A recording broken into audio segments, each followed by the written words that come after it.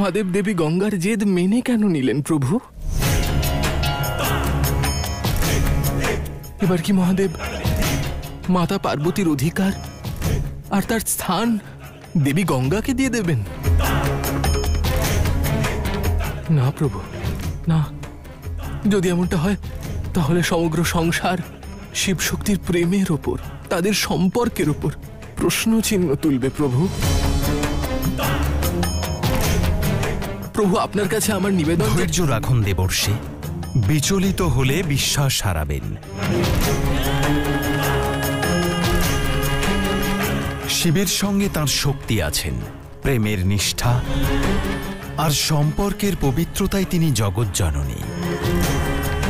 তার সিদ্ধান্ত সংসারে শিক্ষণীয় হবে, শিব শক্তির সম্পর্কের জন্য মঙ্গলময় হবে। মহাদেব,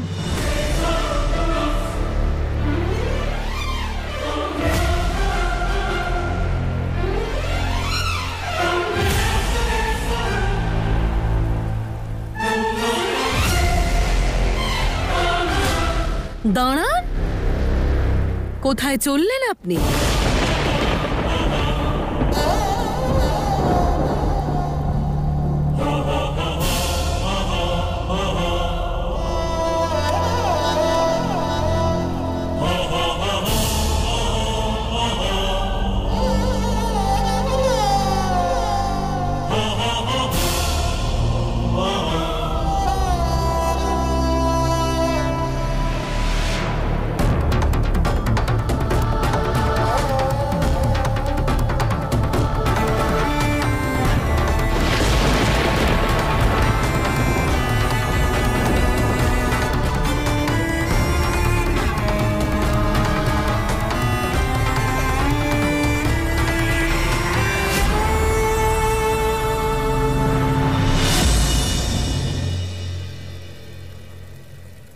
দেখুন মাতা,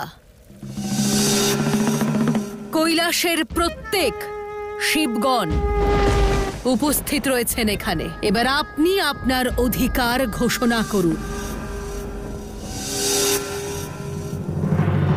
মহাদেবের সম্মুখে বসুন এবং নিজের সঠিক স্থান গ্রহণ করুন। সঠিক স্থান গ্রহণ করুন। সঠিক স্থান গ্রহণ করুন।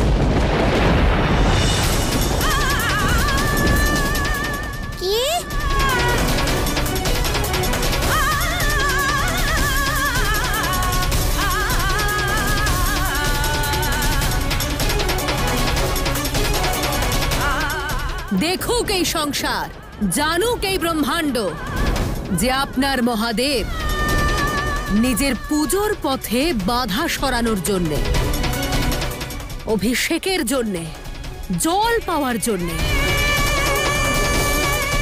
নিজের স্ত্রীর স্থান অন্য কাউকে দিতে প্রস্তুত, দিতে প্রস্তুত, দিতে প্রস্তুত।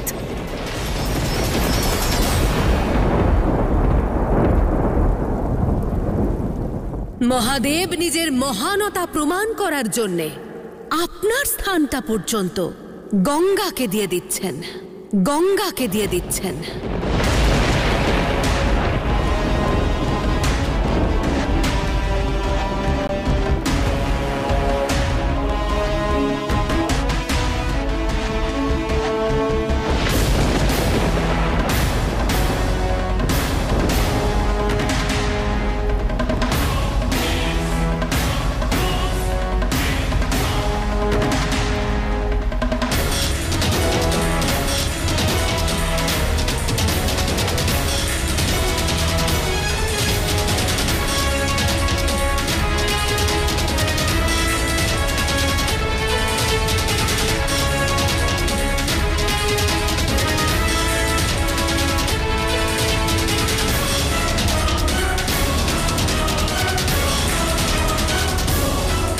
একই আদিশক্তি শিব শক্তির প্রেমের স্থানে, আপনার অধিকৃত স্থানে অন্য কেউ বিরাজমান হতে চলেছে, আর শক্তির মুখে চিন্তার লেশমাত্র নেই। এটা আপনার বিশ্বাস নাকি মহান হওয়ার প্রয়াস?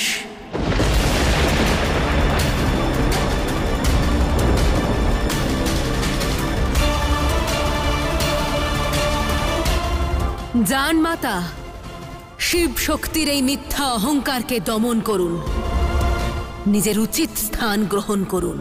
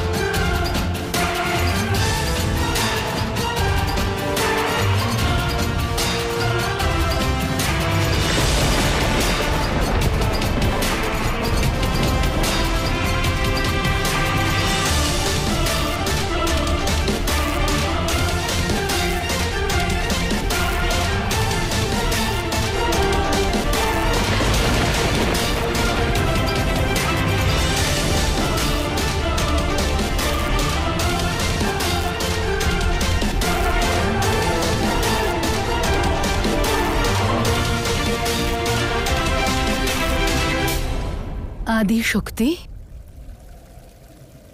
হয়তো ক্ষণিকের জন্যই, কিন্তু আপনার শিব গঙ্গার হয়ে গেল, আর আপনি হাসছেন।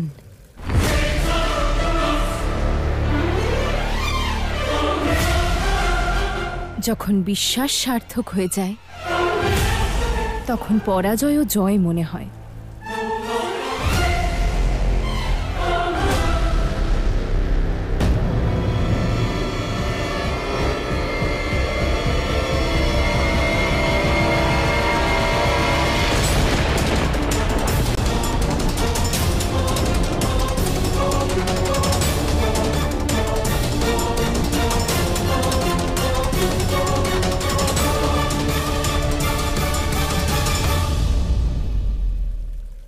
আপনি এখানে? দেবী গঙ্গা, হতে পারে আপনি দেবী পার্বতীর স্থানে বিরাজমান হয়েছেন, কিন্তু শক্তির শিবের সন্নিকটে কখনোই না, কখনোই না, কখনোই না।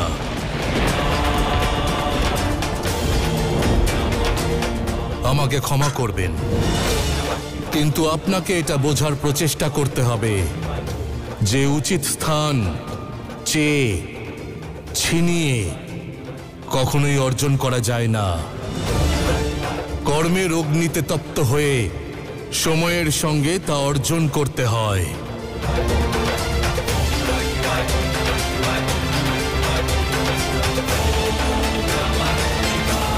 দিদি, মহাদেবের কথায় কষ্ট পেও না, ওনাকে বোঝার প্রচেষ্টা করো দিদি। উনি এক স্বামী স্ত্রীর সম্পর্ককে সম্মানও জানালেন আর তোমার ইচ্ছাকেও পূর্ণ করলেন।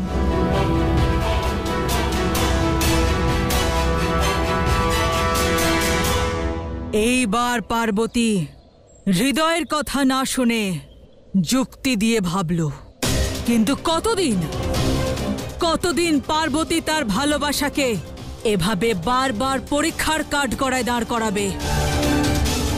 সর্বশেষে বিজয় গঙ্গার জেদ আর মনসার শত্রুতারই হবে।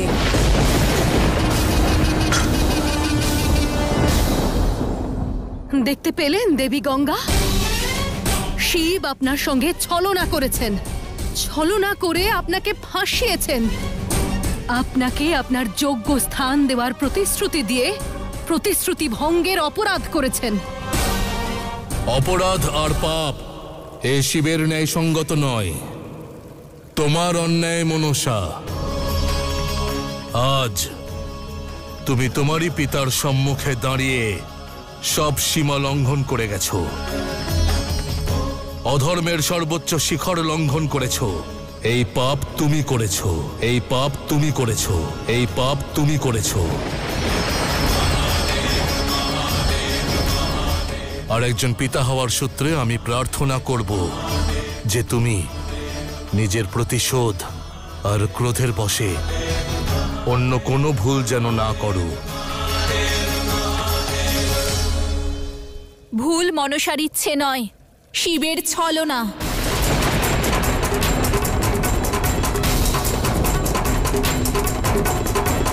শর্ত শক্তি স্থান লাভ করা ছিল, আর শিব ছাড়া শক্তির স্থান আর মান দুটোই অসম্পূর্ণ। আর আপনি আমার এই শর্ত পূর্ণ করেননি, সেই জন্য আমি কাউকেই আপনার অভিষেকের জন্য না জল দেব আর না কোনো জলস্রোত থেকে জল নিতে দেব, জল নিতে দেব, জল নিতে দেব।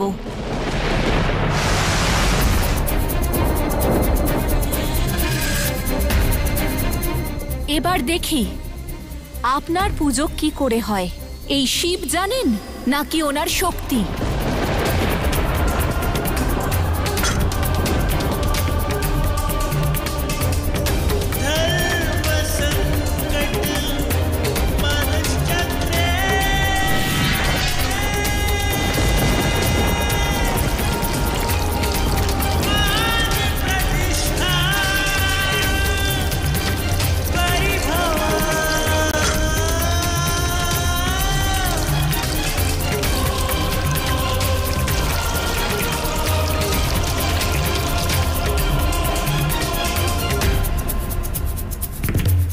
আর মহাদেবের সিদ্ধান্ত এই বলে যে মহাদেব কোনো ভক্তকেই তার ভক্তি করতে বাধা দেন না।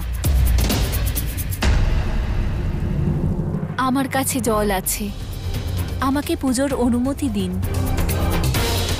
আর যাদের কাছে জল নেই তারা এই সমস্যার সমাধান নিজেরাই করুক।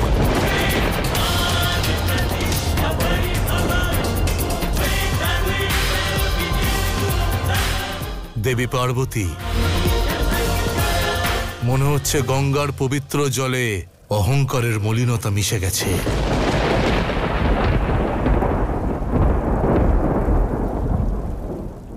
আমার এই অহংকার সত্য মহাদেব, আর যার পবিত্রতার দিব্যি এই গোটা সংসার নেয়, সেই গঙ্গার জলে অহংকার তো বইবেই। অহংকারের চেয়ে বড় আর কোনো বিকার নেই দেবী গঙ্গা। যখন এই একই বিকার পার্বতীকে ঘিরে ধরেছিল, যখন আপনার প্রতি বিশ্বাস নিয়ে শক্তি অহংকার করেছিল, তখন তো আপনি কিচ্ছু বলেননি। আর আজ মাতা গঙ্গা যখন সত্য বলছেন, তখন আপনি ওনাকে অহংকারী বলে কলঙ্কিত করছেন। অহংকার যখন সংসারের উত্থানের জন্য করা হয়, তখন তা মনকে সুখ প্রদান করে। যখন সংসারকে নিচু প্রতিপন্ন করার জন্য করা হয়, তখন তা দুঃখের তাণ্ডব অবশ্যই দেখায়।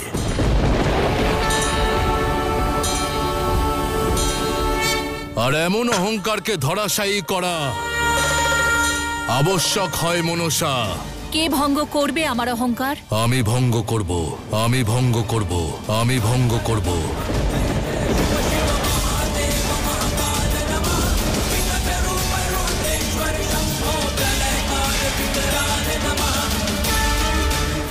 আমি শিব,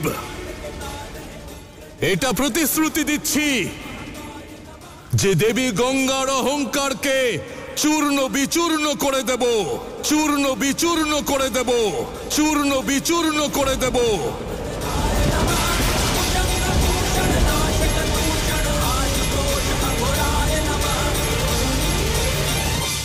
গঙ্গার জলের চেয়ে অধিক শুদ্ধ আর নির্মল জল অবশ্যই আনবো আমি, অবশ্যই আনবো আমি, অবশ্যই আনবো আমি।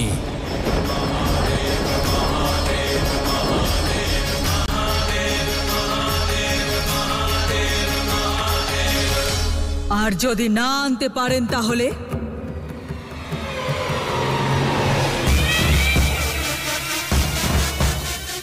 তাহলে কি করবেন মহাদেব? দেবী পার্বতীর স্থানে কি দেবী গঙ্গাকে অর্ধাঙ্গিনী করবেন?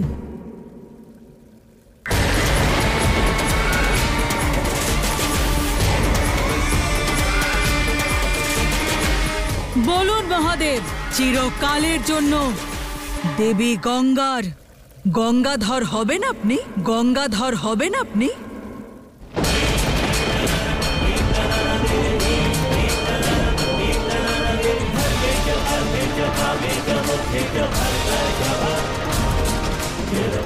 বলুন মহাদেব, এই শর্তে সম্মত?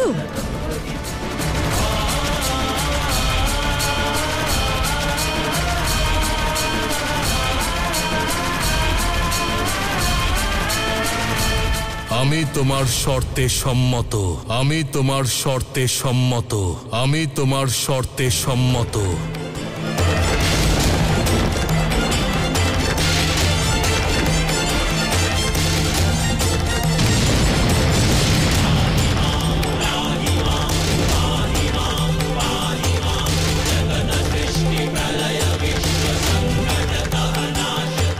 হর হর মহাদেব।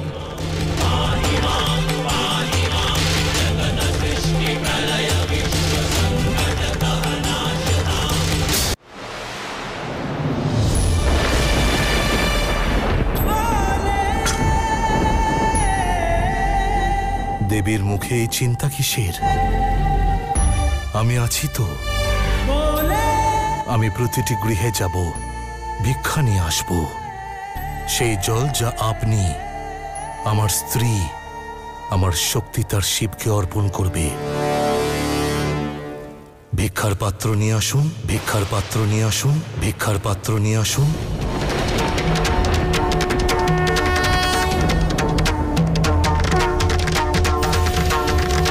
আপনার যেখানে যাওয়ার আপনি যান, যত ভিক্ষা করার করুন, কিন্তু সৃষ্টির কোনো ব্যক্তি আপনাকে ভিক্ষা স্বরূপ গঙ্গা জল দিতে পারবে না। আর আমার এই কথা শুনে রাখুক সংসার, শুনে রাখুক সংসার, শুনে রাখুক সংসার।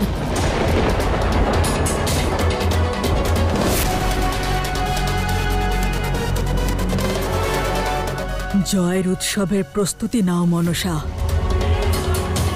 কারণ মহাদেব এই অসম্ভব শর্ত কিছুতেই পূর্ণ করতে পারবেন না। গঙ্গার থেকে পবিত্র জল কখনো আনতেই পারবেন না। আমি ভিক্ষা পাত্রে না গঙ্গা জল চাইব, আর না তা নিয়ে আসব।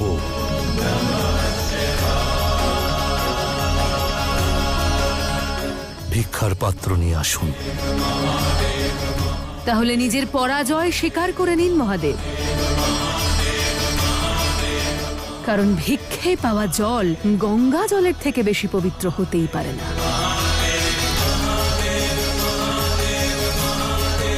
না মহাদেব, দেবাদিদেব আপনি, মহাদেব, আপনি দাঁড়িয়ে দাঁড়িয়ে গিয়ে ভিক্ষা চাইবেন এ আমি দেখতে পারবো না, আর না আপনার এই অপমান সহ্য করতে পারবো। দেবী পার্বতী, মনে রাখবেন, উদ্দেশ্য পূরণের জন্য নেওয়া পদক্ষেপ কেবল সম্মান নিয়ে আসে, অপমান কখনোই নয়। ভিক্ষার পাত্র নিয়ে আসুন।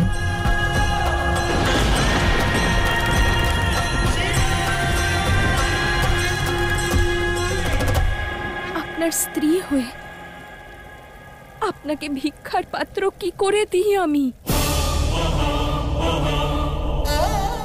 এটাই তো পার্থক্য দেবী গঙ্গা আর পার্বতীর মধ্যে। একজন স্বচ্ছ জল অর্পণ করবে আর আরেকজন ভিক্ষার পাত্র দেবে। নির্বাচন করুন শিব, কাকে গ্রহণ করবেন আপনি? না তোমার হৃদয় এত মহৎ, আর না তোমার মস্তিষ্ক, যে তুমি স্বামী আর স্ত্রীর এই সম্পর্ক বুঝতে পারবে। এই সম্পর্কে কেবলমাত্র স্বীকৃতি থাকে, নির্বাচন নয়।